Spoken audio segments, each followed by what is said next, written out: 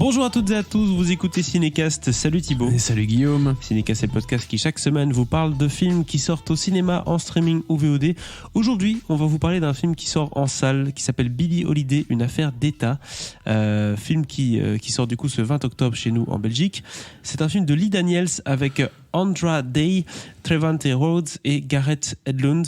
Alors, de quoi parle ce film ? Ça parle de forcément la chanteuse, Billie Holiday, qui est incontestablement une des icônes du jazz, mais qui est connue pour plusieurs choses, qui est connue pour forcément sa carrière musicale, mais aussi son engagement. Elle a maintes fois été face à la justice américaine pour des propos, ou en tout cas des cibles dans ses chansons pour le pouvoir. Ce fut le cas en 1939, puisque Billie Holiday a chanté la chanson Strange Fruit, qui est d'ailleurs samplée dans je ne sais pas combien de musiques de hip-hop contemporaine, et notamment Blood on the Leaves de Kanye West.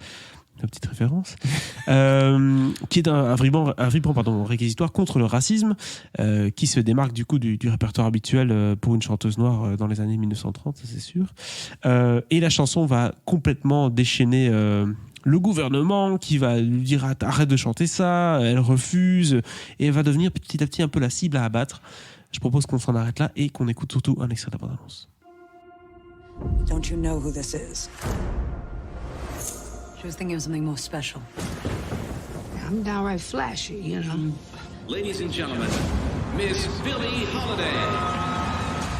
Reporters keep asking me, Billy, why you do the things you do? This is what I tell them. We love you. NAACP says Billie Holiday is the voice of our people. I think we should integrate the audience for this show. Let's change it up a little bit. You know, blacks and whites sitting together. You knew what you were getting yourself into when you decided to come on the road. Get out my goddamn clothes. I'm gonna take everything except your bra and your man. Which one of my songs is your favorite song? Strange Fruit. Alors Thibaut, c'est pas une mince affaire de faire un film sur Billie Holiday, qui est quand même une légende dans le jazz américain. Ah non, ça c'est sûr.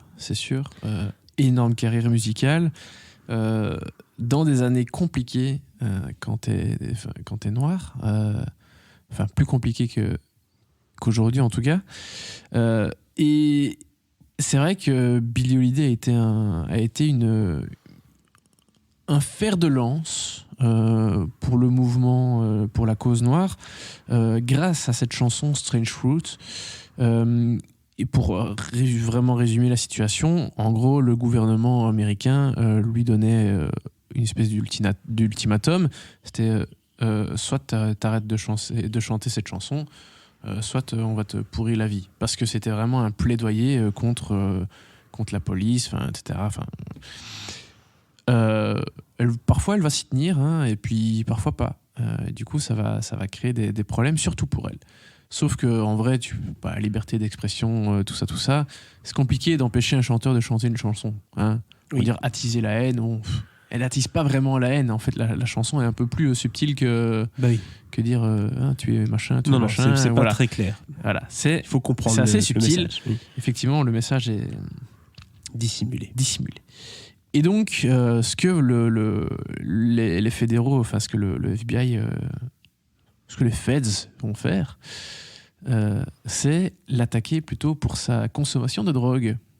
Ah, on va utiliser son point faible, on va taper dedans. Alors que déjà, la drogue, si elle l'utilise, c'est que la vie n'a pas été simple pour Billie Holiday, dont sa mère la battait. C'est pas qu'elle la battait. Mais... Passé trouble, vie difficile. Oui, voilà. Et le film parle de ça également. On n'est pas uniquement dans l'affaire entre guillemets judiciaire. Non. C'est vraiment un portrait très global sur principalement la chanson, l'utilisation de la chanson, les ultimatums des fédéraux, toutes les techniques que les fédéraux vont mettre en place pour essayer de l'empêcher. Et ça va aller loin.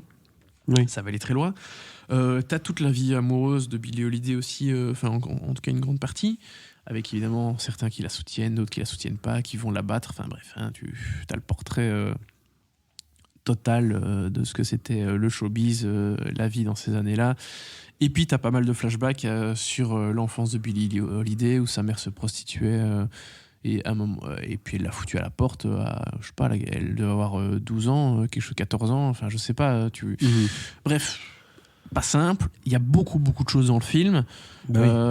C'est assez dense. En même temps, le film fait 2h10, donc il faut prendre le temps bon gros pour biopic, parler de tout ça. Et surtout, c'est fait par Lee Daniels qui avait notamment fait Le Majordome, etc. Donc c'est des films forcément qui défendent la cause noire, en tout cas qui la présentent d'un autre œil. Precious, surtout, exactement. Qui était le film qui l'a vraiment révélé partout.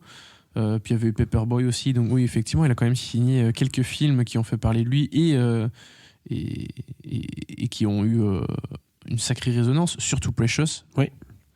Mais celui-ci aussi, je pense qu'il y a eu 2-3 prix qui ont été attribués à ce film-ci, notamment à l'actrice, qui était une révélation. Et tout à fait. Tu vas me dire ce que tu en as pensé tout de suite. La fameuse Andra Day, qui a cette lourde tâche d'incarner Billie Holiday au cinéma. C'est pas facile, parce que sacré héritage, sacrée personnalité. Mais Andrade, elle est absolument fantastique dans le film. Vraiment. Alors, c'est pas.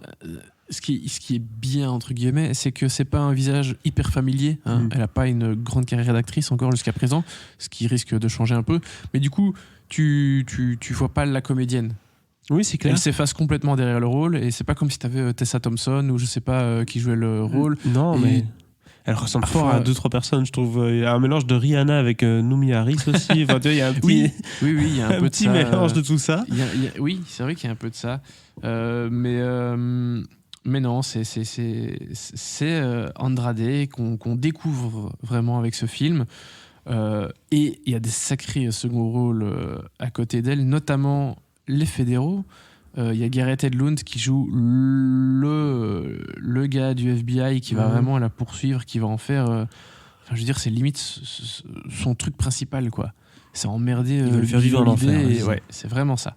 Il y a Trevante Rhodes qu'on a découvert dans Moonlight. Il était dans la troisième partie de Moonlight. Il était assez incroyable dedans. Qui va jouer un personnage assez ambigu dans le film. Je ne vais pas en dire beaucoup plus. Parce que voilà, c'est un très beau rôle. Mais il faut vous préserver des surprises. Exactement. Mais voilà, ça m'a fait très plaisir de revoir Trevante Rhodes, qui n'a pas eu énormément de choses depuis Moonlight. En tout cas, pas de choses marquantes. Enfin, il a joué dans Bird Box, mais voilà, c'est pas un rôle voilà, je pense incroyable. qu'on n'est pas obligé de s'éterniser sur ce film. Mais si, il était très bien, Trevante Rhodes. Vraiment, c'est un très très grand acteur. Et si vous n'avez pas encore vu Moonlight, évidemment, regardez Moonlight. Tout à fait. Donc, est-ce que tu as une dernière chose à dire sur ce biopic qui a l'air d'avoir fait tout à fait le travail, Thibaut? Il a l'air assez irréprochable. Oui, c'est assez touchant aussi, parce que vraiment, c'est une vie compliquée et elle en a vu des vertes et des pas mûres, la pauvre. Donc, oui, vraiment, film très réussi, très touchant. Et un bon 3 étoiles. Vraiment. Un bon 3 étoiles du coup pour Billie Holiday, une affaire d'État qui, je le rappelle, est au cinéma depuis le 20 octobre. N'hésitez pas à partager votre avis sur ce film dans les commentaires et si ce n'est pas déjà fait, à vous abonner au podcast sur la plateforme de votre choix. À très bientôt pour de nouvelles recommandations.